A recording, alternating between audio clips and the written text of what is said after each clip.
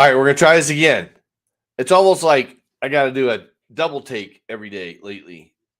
So it looks like we're good on my Facebook page. Got green lights on every single one. Facebook groups, LinkedIn, and YouTube. All right, cool. Here we go. Let's do this. Hey, Rob Lohman. Sorry for the rebroadcast again. But for some reason, like StreamYard and Facebook aren't liking each other right now for whatever reason. But hey, we're here live now. Swimforrecovery.com. Please go check out the website, swimforrecovery.com, and text it out to your friends maybe that would want to check out what we're doing. All these episodes, even though we're on Facebook, LinkedIn, and YouTube, will be parked at swimforrecovery.com. And you can also go learn more about my story and why the heck do I actually care about swimming and recovery, because those are two important things in my life. So here we are. We're going to go listen to Ray's story here in just a couple of minutes. But first, I wanted to chat about a couple things. As I'm swimming these laps in the pool, and we're up to 462 of 1,980 laps right now, is when I'm swimming, if you've been a past client of mine for an intervention or coaching, and again, if you need help and you're struggling with addiction, don't kind of like wait till this episode's over or anything. You can literally just go schedule a call with me at recoverwithrob.com. But please share this post with your circles of influence. So I totally lost my train of thought there. But, sharing people's recovery stories is so important because maybe you'll connect to someone's like Shannon's story from yesterday, or you might connect with, Terry's story, which was one of the first ones. And so the reason I'm doing this is to create awareness. We talked about some recovery statistics or things going on in the addiction world yesterday. But the bottom line is there are multiple ways to find recovery. Back when I found sobriety 21 years ago, the only thing I really knew of was AA. But now there's like AA and Celebrate Recovery, which Celebrate Recovery was probably back then too. I don't really know when it started. But there's things like the Phoenix Multisport, Sober Communities, Sober Living, all these programs out there that can really help someone. So if you need resources, let me know. And if you haven't grabbed a copy yet, here's a copy of my new book, the Addiction Intervention book. You can find it on Amazon, and you can also just go grab a copy at addictioninterventionbook.com. So let's get into Ray's story. Ray and we actually used to work together years ago and became good friends. So I'm excited to bring Ray on here in just a second and share you his recovery story. And if it resonates with you or you know someone that should hear Ray's story, please get it to somebody. Send the link over to them. And again, go watch on YouTube, subscribe to our channels, just be involved. I try to send out a lot of good content as well. So here we go. We're going to add Ray's story to the stream here. I'm going to pull myself off the screen and enjoy Ray's story.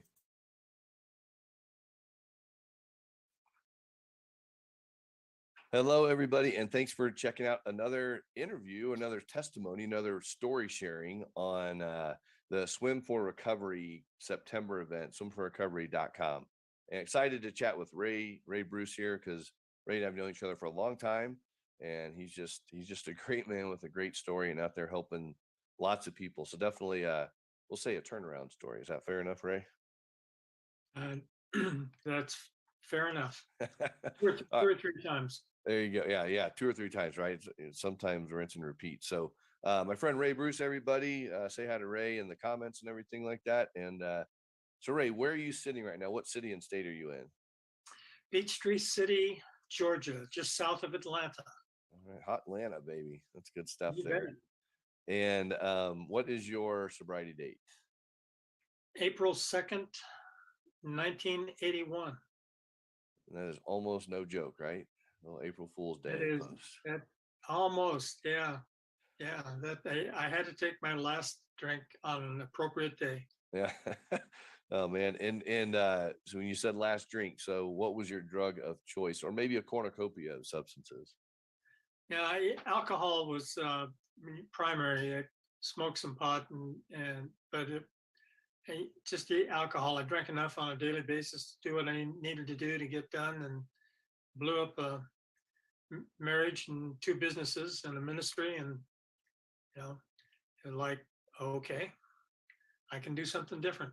Yeah, time to be done, right? So, Yeah. so we're going to talk a little bit today, just kind of like what it was like, the chaos of addiction, which many people can relate to, and the hope of recovery, and then something happened in between. So, what was it like? How did you kind of begin your journey into the substance use world? It was with a spike punch at a after football game when I was 14 years old, and had a good drink of that punch, and my life changed. Did you know it was I, spiked? no, not until after I'd had a drink. But Oh man, you feel a little warm and fuzzy in that moment right there. So, what was that like? Kind of feeling, I guess, maybe somewhat intoxicated without knowing what was going on with you. well, I could talk to other people. I felt relaxed in the social setting. I didn't have to perform. I didn't have to be perfect and trying to do everything I was trying to do. I could just be me and participate in what was going on. And how did that continue to play out in your life? As that maybe the desire for that or the situations kind of grew with alcohol?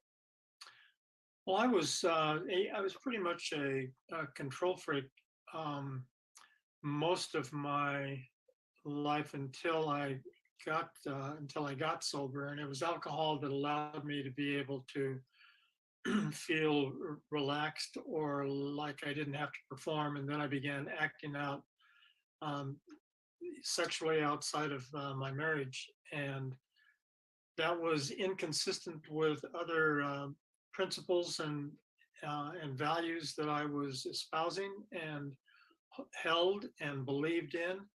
Um, and I knew that alcohol was the connection between those two. And so um, the the two just became further and further, and I was offered a choice to be able to let go of one or the other, and I decided to let go of the life I had been living and continue to drink and live for a period of time with the woman I was having an affair with, and um, she happened to be in Alcoholics Anonymous or familiar with AA. Had been in the past, and um, I started to go to meetings, and she didn't like that, and so I ended up after about 90 days of in and out of meetings, um, just really committing myself to the program. Wow. And so before that, and that's awesome to hear that too. But before that, what was it like kind of being by yourself with no one else around, knowing you're kind of living these two different lives in solid, not in solitude, I mean, but like when you were by yourself and no one else was around you, what was going on in your head when you were living these two kind of double lives in your addiction? Didn't think much about it. I just drank more.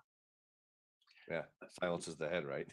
I mean, yeah, it was just it was the way it was. It was the way I was. Um, oh, I had lots of reasons and excuses, but um, yeah, I just I drank enough to not have to feel the feelings. Mm. Yeah, it's great. It's a great numbing device, but the problems are still there really the next day. And so here you are, kind of 90 days in meetings and kind of seeing the desire for some change. And so, what was kind of the hope you heard in those 90 days that maybe you didn't have to live that life that you were living before? Well, that was the hope.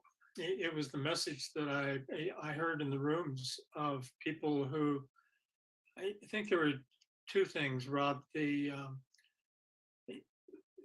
hope of being able to, in fact, have a life without the benefit of alcohol, right, and or any mood altering substance.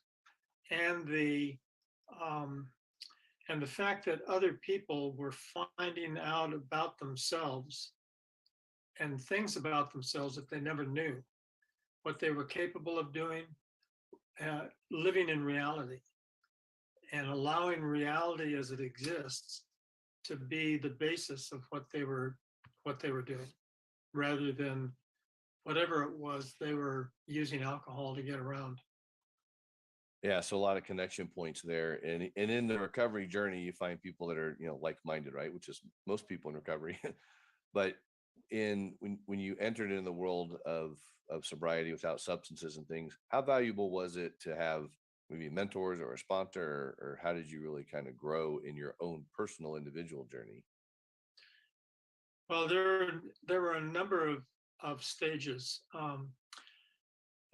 I I got into I got sober in San Diego, California, in the Pacific Beach area, and there was an Alano club there that I got involved in, um, and asked a guy to be my sponsor, the and he began to walk me through the steps. It turned out he had some lifestyle behaviors that I wasn't compatible with, and shared a room in his apartment for a period of time, and then moved out on my own. Um, the I was married when I went into the program, went through a divorce, had two daughters who were um, 9 and 11 at the time, and the they were living in another town. Um, I think the key things about the sponsorship for me, one was he absolutely focused on going to meetings, listening during meetings, and working the steps. In fact, he had me start I liked early morning meetings, 6 o'clock meetings, and he uh, had me start a meeting and said, if you start a meeting and you're going to be the one responsible, this is a responsibility you can handle sober, and it's going to help other alcoholics. And that was true. I went to meetings every day. Most of the week, I went to a couple of meetings a day. And then he had me whenever I would call and would have some issue that was going on, uh, may have been something with my ex-wife or something with one of the kids or something I'm looking for work. Uh, he would say, "Well, have you made your bed?" And I would say yes or no. And if I said no, he'd say, "Call me back when you've made your bed." And we'd go through this litany of making the bed, washing the dishes, putting stuff away, vacuuming, cleaning up the apartment, making sure my spaces together. Do I know what is on my schedule on the calendar for the day? And each one of those was a separate phone call. And by the time I got through those, I didn't know why I had originally called him. Or he would say, "Well, what can you do now? We live in the present moment. Is there anything in the present that you can do about what's going on?" And typically it was either pray about it or write about it. Sometimes there was a phone call, but most of the time a phone call wasn't indicated, and it was just like, okay, what's the next step? Yeah. And those practices helped me be able to learn how to live. I was 37 years old, and it was like I was learning stuff that would have been real age appropriate at 5 or 6. Yeah, yeah, completely right. We stop progressing when we start drinking, even though it was around 14. But Right. people don't understand the brain chemistry. But so it sounds like your sponsor, and your guide along the way was he was trying kind of saying, Ray, keep it simple, man. Absolutely. Yeah, Yeah. yeah. And Yeah. And obviously also that was what year again? Did you get sober? 81. Okay, so that was a few years ago. Yeah. Yeah, yeah. Yeah. So how have So you maintained that in your life, like throughout the last few decades? staying really close to the program and to the principles, practicing these things in all of my affairs to the best of my ability, and sometimes better and more effectively than others.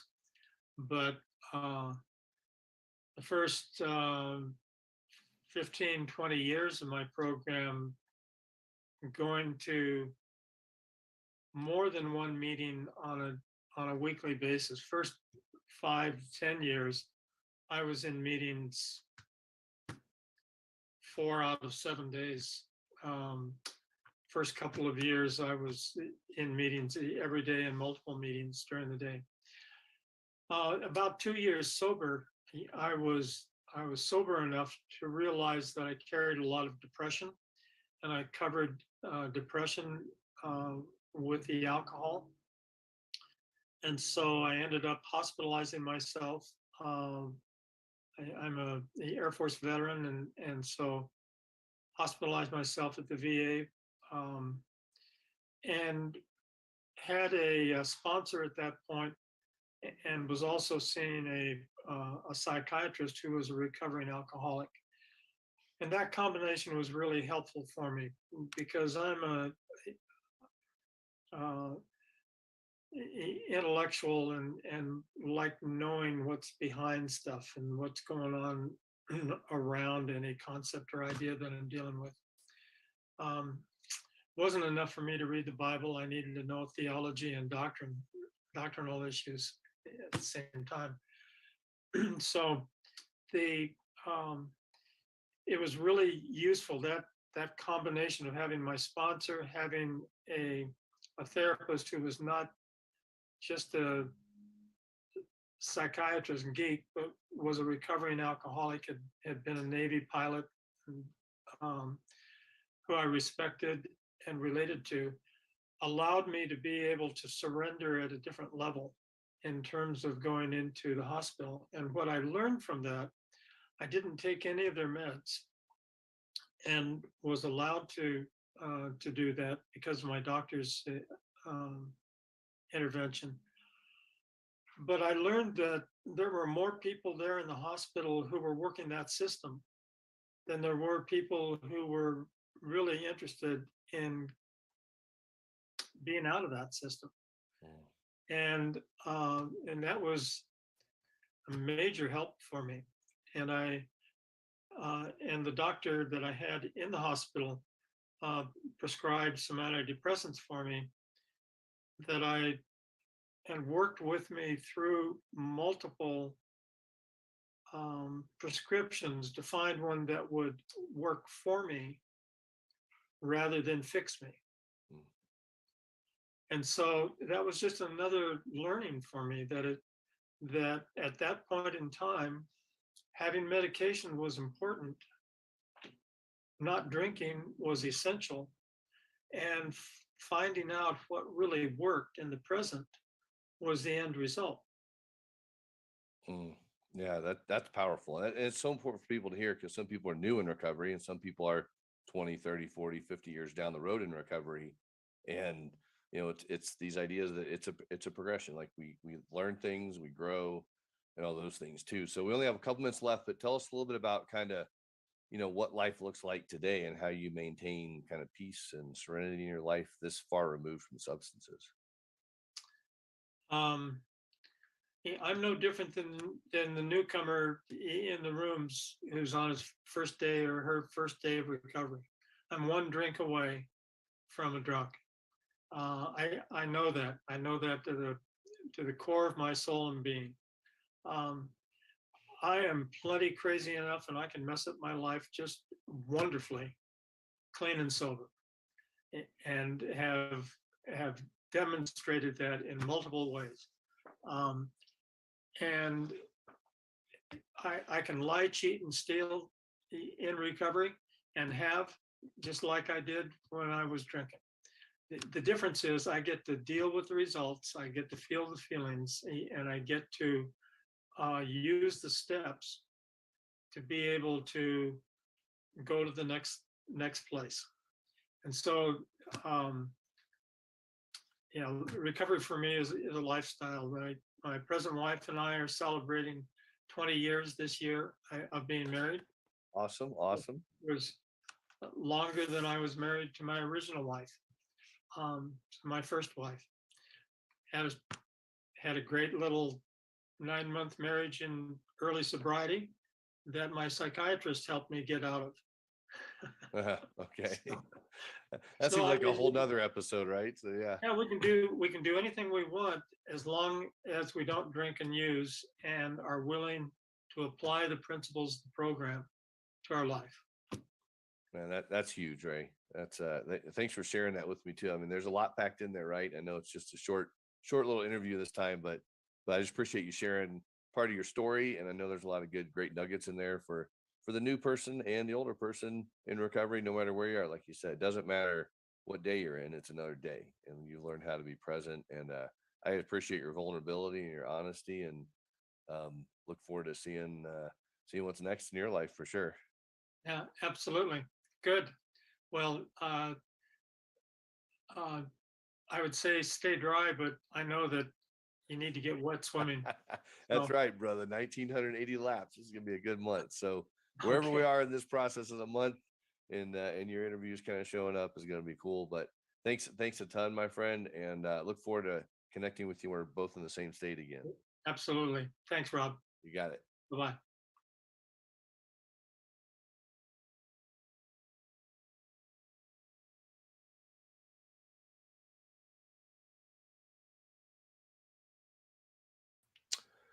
Thank you for tuning into another interview today. I feel like that interview um, maybe was a little choppy. It seems like there might be a lag going on right now. So I'm gonna find out what's going on with StreamYard and Comcast and see why things aren't looking so crystal clear like they do on my end. But thanks for tuning in to another interview. Again, go check out swimforrecovery.com. Encourage your friends to go check it out.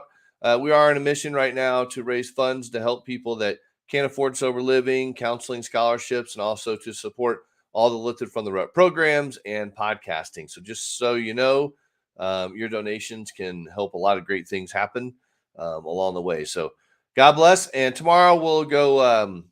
Might go a little bit longer. I'm going to share a couple things about my story and my journey, and then we'll kind of go from there. So God bless and have an amazing day. Bye bye.